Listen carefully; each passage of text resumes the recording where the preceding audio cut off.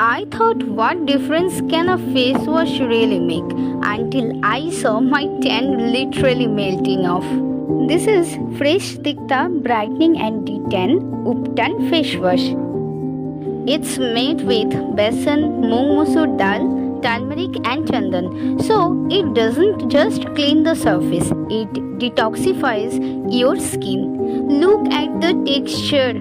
A thick grainy paste, really raw ingredient you can actually see.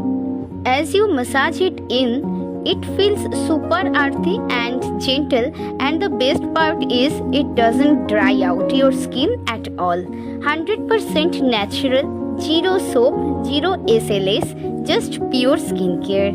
This is definitely not basic, you have to try it. Available on Amazon and nuthabit.in. Go and grab yours.